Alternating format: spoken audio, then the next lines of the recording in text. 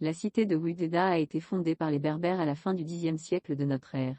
Lors de la première invasion du Maghreb par les peuplades arabes venus de l'Orient, le pays tout entier, depuis la Grande Sirte jusqu'à l'océan, était soumis à la dynastie des Idrissides 994 de J.C., lesquels furent à leur tour chassés du trône de Fès par les Fatémides, dynastie nouvelle qui venait de fonder un royaume en Ifriqiya, et ne tarda pas à se répandre dans tout le Maghreb jusqu'à Fès. Sur ces derniers régnait le sultan Ziri bin Atia, qui expulsa les Idrissides de Fès et les rejeta à l'ouest, jusque dans le territoire de Salé, puis, tournant son ambition vers Tlemcen, la reine du Maghreb central, il se mit en marche. Après avoir franchi la Moulouya, il s'arrêta avec ses troupes dans la plaine des Angades, où il éleva la ville d'Oujda, et y établit son armée ainsi que les troupes de sa maison, 995 de J.C. Voulant faire de ce camp une place forte et un refuge en cas de revers, il y fit déposer tous ses trésors et ses armes.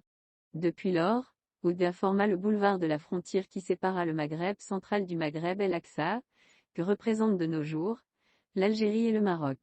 Sentinelle avancée sur la route de Tlemcen à Fès, Oujda se trouvait forcément sur le passage de l'ennemi, aussi pour son malheur les sultans marocains, au fait de leur puissance et sans cesse en lutte avec Tlemcen, commençant-ils tout d'abord par s'en emparer à chacune de leurs expéditions.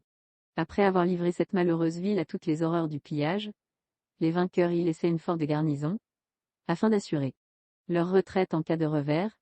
Cela prouve qu'au point de vue militaire, Oujda a été considéré de tout temps comme une place stratégique à occuper de prime abord pour commander le pays des Angades. C'est ce qui explique aussi pourquoi les astucieux diplomates marocains, profitant de l'ignorance topographique des Français, l'ont englobé dans le territoire de leur pays, lors de la délimitation fixée, en 1845. En 1271 de J.C. le sultan mérinide Yacoub bin el-Haq régnait en maître dans tout le Maghreb el-Aqsa, lorsque tournant ses ambitieuses visées sur Tlemcen, toujours convoité où régnait depuis quelques années la dynastie des Zianides, il leur enleva plusieurs villes et châteaux forts du sud, parmi lesquels la cité de Sijil Messa, puis de là se prépara à marcher sur Tlemcen. Il réunit, à cet effet, toutes les troupes dont il disposait. Yegmorasen, fils de Zian, roi de Tlemcen, et fondateur de la dynastie, se porta courageusement à sa rencontre. Le choc des deux armées eut lieu à ici près de Oujda. Cette rencontre amena la déroute de l'armée tlemcénienne et la ruine de Oujda, qui fut détruite de fond en comble. Plus tard, 1295 de J.C., le sultan mérinide Abou Yacoub Yousf, mécontent de la façon dont deux de ses envoyés avaient été conduits et chassés de Tlemcen, par Othman, fils de Yagmorasen, quitta Fès et se dirigea sur Tlemcen, avec des forces suffisantes pour châtier son insolent rival.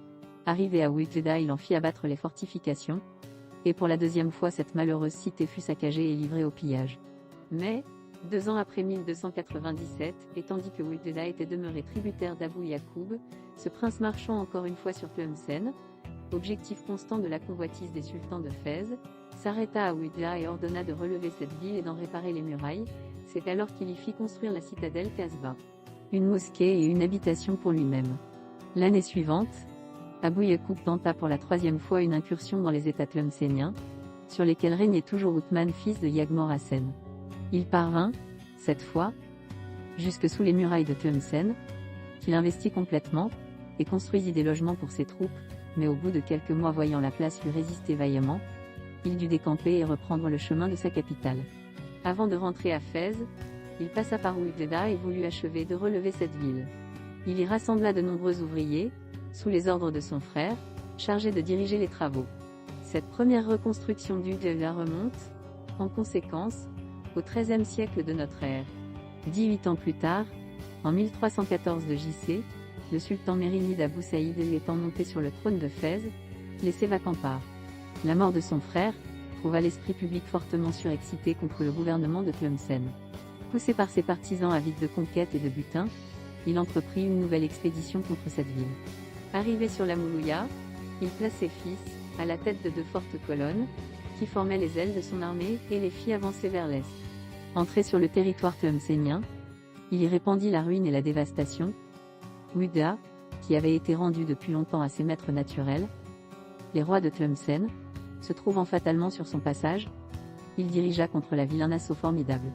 Mais la garnison Imbon, aidée de toute la population valide, et le sultan marocain, trouvant dans cette place une énergique et vigoureuse résistance, à laquelle il ne s'attendait pas, passa outre et se porta sur Tlemcen.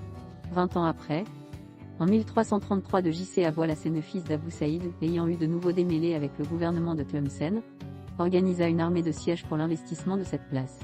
Il s'établit fortement auprès de la ville, et de là, il envoya de nombreux corps de troupes saccager les environs et soumettre les villes voisines, ainsi que les campagnes de l'Empire tlemcenien. Par son ordre, Ouidah fut prise d'assaut et entièrement ruinée pour la troisième fois. Cependant les Zianides, revenus de leur surprise et organisés pour la défense, reprirent bientôt leur toute-puissance à Tlemcen.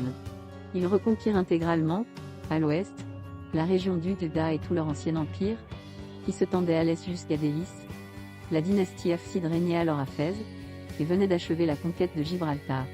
Une députation vint apporter au sultan Abou-Lassen Boubaker des félicitations au sujet de cette nouvelle conquête, et le pria en même temps de vouloir bien empêcher le roi de Tlemcen, Abou Tachfin, de ravager les territoires de la frontière du royaume Hafside.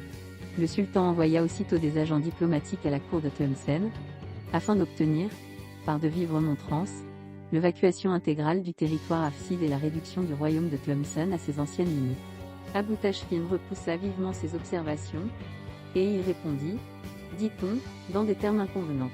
Il arriva même que des esclaves, qui avaient assisté à la réception des envoyés de la cour de Fès dans la salle de palais Méchoir, se permirent d'interpeller la députation, en insultant leur personne et la dignité de leur maître. Abou-Lassen éprouva une violente indignation au récit de ces faits. Il équipa aussitôt une armée considérable, et se mit en marche pour le Maghreb central, vers le milieu de l'année 1368. Fatalement il passa par Ouidah, où il laissa un corps de troupes pour en faire le siège et l'enlever de vive force. Privés de tout secours, les habitants et la garnison de Ouidah se défendirent vaillamment, et résistèrent pendant longtemps aux efforts des troupes assiégeantes. Celles-ci finirent cependant par s'emparer de la ville l'année suivante. Le sultan Abou-Lassen, aussitôt informé de la victoire de ses troupes, maîtresses d'Ouidah, donna l'ordre de raser ses murailles et fortifications et de passer ses défenseurs au fil de l'épée. C'était la 4e fois que cette malheureuse cité disparaissait sous un monceau de ruines. Ouidah est une ville très ancienne. El-Bekri, Léon l'Africain et plusieurs autres auteurs en font mention dans leurs descriptions géographiques, souvent fort originales. Ils la dépeignent comme une cité très florissante, possédant des eaux abondantes, des bois, des jardins, et protégée contre les incursions des tribus rivales par de hautes et épaisses murailles, sous la domination romaine, la Moulouya ayant toujours été la frontière naturelle et séparative des deux Maurétanies.